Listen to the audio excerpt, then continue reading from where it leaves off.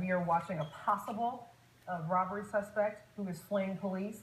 Police have been chasing this car for a few minutes now. They followed this person or this driver onto the highway, off LBJ, onto Forest, and now onto Abrams.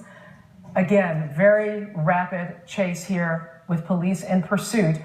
At this point, they have not been able to predict which way this person is going to go. This would be headed in the general direction of Lakewood, White Rock Lake, Lake Highlands. That's the part of Dallas we're talking about here, North Dallas. This driver heading southbound on Abrams. Now, this is a very tight shot that we have here from Chopper 5, but we know that police officers are right behind us. We've had a collision here. This is on Abrams. Do we have the intersection, guys? And, Do we and know? The driver's getting out. Getting out. Oh, no. Oh, no.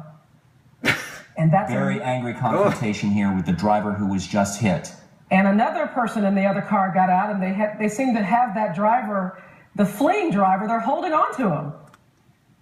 Let's watch what happens here. We know police are not far away. Okay, guys, we are watching. Here come the police. And the driver and the passenger of a car that was hit have grabbed the driver that was fleeing police, and they threw him on the ground. Yeah, and police officers now on the scene. They appear to have this person in custody.